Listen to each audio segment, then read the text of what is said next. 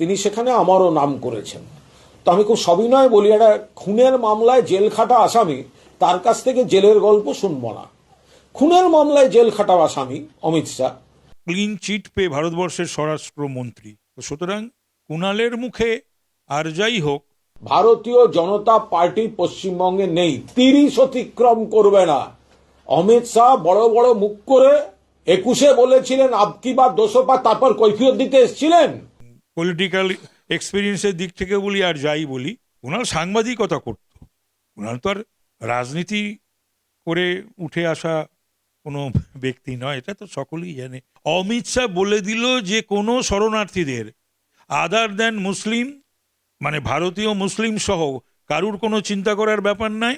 এটা মুসলমানরাও ভালোভাবে নেননি, নেওয়ার কথা নয়। এবং আমি আশা করব এর পরেতে মুসলমানদের কোনো পরবে ওনাকে ডাকা উচিত হবে না। মুন্ডচ্ছেদ করে দেওয়া হলো মা কালীর। প্রিজন ভ্যানে মা কালী, খুনি ধর্ষণকারীরাও প্রিজন ভ্যানে, আমার মা কালী আরাধ্যা দেবী প্রিজন ভ্যানে। আফটার অল আমি কট্টর বিরোধী মমতা ব্যানার্জির, কিন্তু মমতা ব্যানার্জি বাংলার একজন মহিলা। তৃণমূলের মুসলমান নেতারা লাফিয়ে লাফিয়ে যারা কথা বলে বড় বড়, তারা চুপ করে কেন এখন? নমস্কার, ওঙ্কার বাংলায় আপনাদের স্বাগত। আমি আপনাদের সঙ্গে বিশ্বজিৎ, আর এই মুহূর্তে আমার সঙ্গে রয়েছেন বিজেপি নেতা তাপস রায়। দাদা ওঙ্কারে স্বাগত। সেনাপতি এলেন বঙ্গে, বললেন যে 26-এ বিজেপি বাংলা জয় করছে। বঙ্গ বিজেপি কতটা প্রস্তুত? না, আমাদের নেতা এবং যিনি বাংলার সম্বন্ধে যার অভিজ্ঞতা রয়েছে, জানে, শুধু তাই নয়, ভারতবর্ষের স্বরাষ্ট্রমন্ত্রী। সুতরাং তিনি যখন কোনো কথা বলেন তখন তো আর 5 জনের মতন বলেন না, তার জায়গা থেকে তাকে বলতে হয়। তো সুতরাং ঠিকই বলেছেন, 100%-এর ওপর 200% ঠিক বলেছে। আমি ওনার আজকের প্রেস কনফারেন্স অভূতপূর্ব করেছি। আমি অভিভূত অমিত শাহজির প্রেস কনফারেন্সে পুরোটা আমি শুনেছি, এবং প্রশ্নেরও যা তিনি উত্তর দিয়েছেন প্রতিটি সাংবাদিকদের, তারও কোনো তুলনা হয় না। ওনার যে দাবি বঙ্গ জয় সম্ভব, বঙ্গ বিজেপি তৈরি, উনি বলছেন আবার সম্ভব অসম্ভবকে 100, অসম্ভবের কি আছে? এই প্রশ্নটা এই জন্যই উঠছে কারণ বামেরা বলছে যে তৃণমূল বিজেপি কোথাও একটা সেটিং আছে, তাই জিতছে। সেটা নিয়েও তো আজকে বলে দিয়েছে। এখন কি বামেরা কি বলছে না বলছে সেটা নিয়ে কি এখন ভারতবর্ষের বিজেপির এখন ব্যাখ্যা হবে নাকি? ভারতবর্ষে বিজেপি 3 টার্ম, তার আগেই ছিল 1 টার্ম, 4টে টার্মে ভারতবর্ষে শাসন করছে, আগামী দিনেও করবে। এই এক। আর দ্বিতীয় হচ্ছে ভারতবর্ষের 20-21টি রাজ্যে। তো সুতরাং বিজেপির সম্বন্ধে কোনো কথা বলতে হলে কোনো রাজনৈতিক দলেরই একটু ভেবে চিনতে বলা উচিত। না, ওরা যে বলছে যে অ্যান্ড বাউন্স পর্যন্ত পৌঁছাতে পারছে, সিবিআই কেন গ্রেপ্তার করতে পারছে না, কোথাও একটা সেটিং তো আছে। এটা আপনার সিপিএম কি বলে? আমি বলি, এইগুলো কোনো রাজনৈতিক দল, এগুলো সমস্ত, বা সেই সমস্ত রাজনৈতিক দলের যারা মুখপাত্র, তারা এই কথাগুলো বলে রটায়। এর কোনো যুক্তি নেই, বেশও নেই, বেশলেস। তো আর যদি সেটাই হয়, তো সেটিং এর কথা নিয়ে শুধু আমাদের জিজ্ঞাসা করা হয় কেন? সেটিং এর কথা নিয়ে তো তোমরা বা সাংবাদিক কুল বা অন্য রাজনৈতিক দল তৃণমূলকে জিজ্ঞেস করে না কেন? মমতাকেই জিজ্ঞেস করুক, অভিষেককে জিজ্ঞাসা করুক, বা তৃণমূলে আরো যে সমস্ত নেতা রয়েছে তাদের জিজ্ঞাসা করুক। কুণাল ঘোষ বলছেন যে অমিত শাহ, উনি তো খুনের আসামি, খুনের জেল খেটেছেন, আমার নাম দিয়ে সমালোচনা করেছে, তাই আমি বললাম। ওনার মুখে মানায় না, যদি অনুপ্রবেশকারী হয়ে থাকে অমিত শাহের দোষ। এখন কুণাল আর অমিত শাহ, তো আর আমার তো এর থেকে বেশি কিছু বলার নেই। তো কুণালের সম্বন্ধে সত্যি তো কুণালের জীবন থেকে 3-3.5 বছর তো তৃণমূল কেড়ে নিয়েছে। তো সুতরাং ওর জন্যে যে অমিত শাহ যেটা বলেছে, তো সেটা 3-3.5 বছর কেড়ে নিয়েছে শুধু না, ও সেই সময় কি কি বলেছিল বা পরবর্তীকালেও খেদের সঙ্গে খুবই কষ্টের যন্ত্রণার, তো সেটা তো সঠিক কথা। আর ক্লিন চিট পেয়ে ভারতবর্ষের স্বরাষ্ট্রমন্ত্রী। তো সুতরাং কুণালের মুখে আর যাই হোক, পলিটিক্যাল এক্সপিরিয়েন্সের দিক থেকে বলি আর যাই বলি, কুণাল সাংবাদিকতা করত। কুণাল তো আর রাজনীতি করে উঠে আসা কোনো ব্যক্তি নয়, এটা তো সকলেই জানে। কুণাল ছাত্র রাজনীতি কি যুব রাজনীতি, ছাত্র আন্দোলন, যুব আন্দোলন এইসব করে তো আসেনি। তবে সাংবাদিকতাটাতে একটা দাগ কেটেছিল, সেটাও তৃণমূলের সঙ্গে সম্পৃক্ত হয়ে যাওয়াতে ওরও সেইখানে সাংবাদিক হিসাবেও মূল্যটা, ধারটা কমে গেছে। মতুয়াদের, অনেক মতুয়ার তো নাম এসআইআর থেকে বাদ পড়েছে, তাদের কি হবে? অমিত শাহ তো যদিও দিশা দেখালেন। অমিত শাহ বলে দিল যে কোনো শরণার্থীদের আদার দেন মুসলিম, মানে ভারতীয় মুসলিম সহ কারুর কোনো চিন্তা করার ব্যাপার নাই। আর আদার দেন মুসলিম কোনো শরণার্থী যারা রিলিজিয়াসলি পারসিকিউটেড, যদি হিন্দু হয়, বৌদ্ধ হয়, খ্রিস্টান হয়, শিখ হয়, তো তাদের শরণার্থী হিসাবে ট্রিটেড হবে। সুতরাং তাদের নাগরিকত্বের প্রশ্নে এবং ভোটাধিকার প্রশ্নে কোনো চিন্তার করার কোনো বিষয় নয়। এবং সেটা দায়িত্ব বলে দিয়েছেন স্বয়ং স্বরাষ্ট্রমন্ত্রী, সেটা বিজেপির চিন্তা, বিজেপির ভাবনা।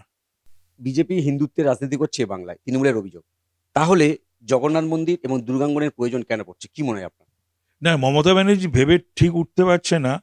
কখনো হিন্দু গন্ধ ধর্ম বলছে, কখনো ওর সমস্ত মন্ত্রীদের দিয়ে, এমএলএদের দিয়ে, অবশ্যই তারা মুসলিম, তাদের দিয়ে যা খুশি বলাচ্ছে, যা খুশি একটা প্রতিবাদ করছে। একটা রিজয়েন্ডার নেই তৃণমূলের তরফ থেকে বা সরকারের তরফ থেকে, কোনো স্টেপস নেই। ভয়ঙ্কর ভয়ঙ্কর কথা বলার পরও, সে ফিরহাদ হোক, সিদ্দিকুল্লাহ হোক, হুমায়ুন হোক, হামিদুল হোক বা ইয়াসমিন হোক, তো তারপরে আবার দুর্গাঙ্গন করছেন, জগন্নাথ মন্দির করছেন, ঠিক আছে। তাহলে হিন্দুকে মুসলমানদের পরবে, এটা মুসলমানরাও ভালোভাবে নেননি, নেওয়ার কথা নয়। এবং আমি আশা করব এর পরেতে মুসলমানদের কোনো পরবে ওনাকে ডাকা উচিত হবে না। কারণ আমি একদিকে সম্প্রীতি চাইব, আর মুসলমানদের পরবের মঞ্চে দাঁড়িয়ে মমতা ব্যানার্জি বলবে হিন্দু গন্ধা ধর্ম, তো সুতরাং সেটা কখনো হয়? তারপরে তিনি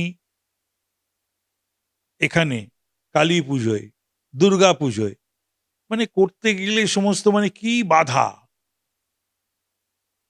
সজলের দুর্গা পুজোয় কি বাধা, কালী পুজোয় মুন্ডচ্ছেদ করে দেওয়া হলো মা কালীর, প্রিজন ভ্যানে মা কালী, খুনি ধর্ষণকারীরাও প্রিজন ভ্যানে, আমার মা কালী আরাধ্যা দেবী প্রিজন ভ্যানে। তারপরে সরস্বতী পুজো করতে কোর্টে যেতে হয়।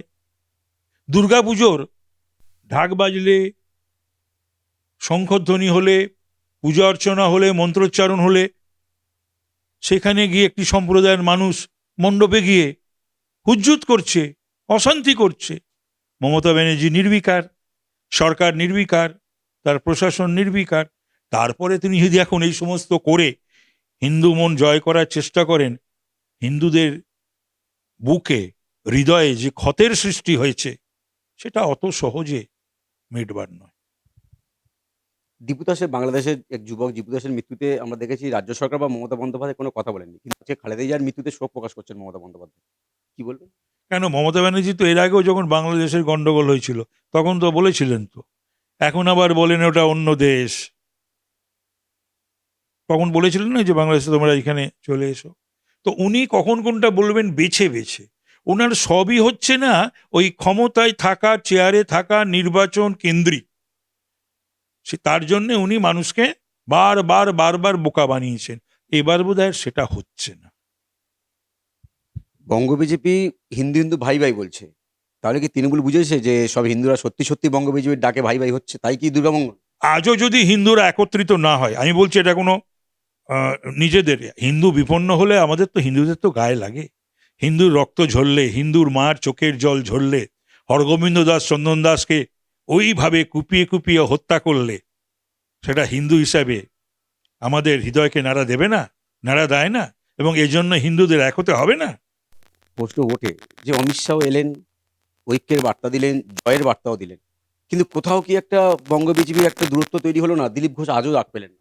না না, এসব তোমরা একটা কথা বলছি যে এইগুলো নিয়ে তোমাদের ভাবার কোনো কারণ নেই। তোমরা বাংলাটাকে নিয়ে ভাবো।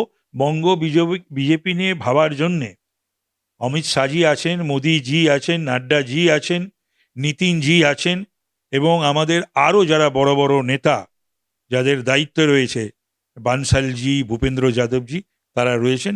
তোমাদের বঙ্গ বিজেপি নিয়ে কোনো চিন্তা করতে হবে না। একদম শেষ কথা আপনার কাছে, তৃণমূলের দাবি হচ্ছে বিএলএ দের শুনানিতে ঢুকতে দিতে হবে, একাধিক জায়গা বিএলএ শুনানি বন্ধ করা হচ্ছে, কি বলবেন? তৃণমূলের কিছু পাগল আছে, পাগল বিধায়কও রয়েছে, সব জানতা সব বোঝে। ইলেকশন কমিশন কি করবে না করবে তো তৃণমূলের কথাতেও নয়, বিজেপির কথাতেও নয়, সিপিএম এর কথাতেও নয়, কংগ্রেসের কথাতেও নয়। ইলেকশন কমিশন কনস্টিটিউশনাল একটা institution, having plenary power given by constitution of India. ওই সময় তো আমাদের দিল্লি ঘেরাও করে বলছে নির্বাচন। করুক না, তো 10,000 লোক নিয়ে না, কেউ তো 10 লক্ষ লোক নিয়ে যাবে বলেছে, করুক না, যাক না, কে নিষেধ করেছে? নির্বাচন কমিশন কি চাপে রাখার কৌশল তৃণমূল? ইলেকশন কমিশনকে ওরা কি চাপ দেবে? আপনার কি মনে হয়? জাতীয় দল চাপ দিতে পারছে না, তৃণমূল তো একটা বলে তো অবশ্য যে সর্বভারতীয় দল তো নয়, ইলেকশন কমিশনেরও সেই স্বীকৃতি নেই, দলটা বাংলার দল, আঞ্চলিক দল। দাদা, বাংলার মুখ্যমন্ত্রী মমতা বন্দ্যোপাধ্যায়কে উদ্দেশ্য করে বাংলাদেশে একজন মাওলানা কুরুচিকর মন্তব্য করেছে বলা যায়। তৃণমূল কিন্তু স্পিক টি নট, কি কারণ মনে হয়? আপনি বাঙালি হিসাবে কিভাবে দেখছেন? আমি বাঙালি হিসাবে, আমি একজন সমাজকর্মী হিসাবে, আমি একজন রাজনৈতিক কর্মী হিসাবে, আমি একজন বিজেপির কর্মী হিসাবে আমি এই ধরনের মন্তব্যের ঘৃণা করি।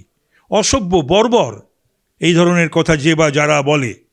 আফটার অল আমি কট্টর বিরোধী মমতা ব্যানার্জির, কিন্তু মমতা ব্যানার্জি বাংলার একজন মহিলা, তার সম্বন্ধে এই ধরনের কথা বলার আস্পর্ধা, ঔদ্ধত্য কেন আসে? আর তৃণমূলের বীরপুঙ্গবরা তারা চুপ করে কেন এখন? তৃণমূলের মুসলমান নেতারা লাফিয়ে লাফিয়ে যারা কথা বলে বড় বড়, তাদের তো মনে হয় যে একেবারে সেই পুরো হিমালয় পর্বতটাকে বোধহয় বুকে গুঁড়িয়ে দেবে।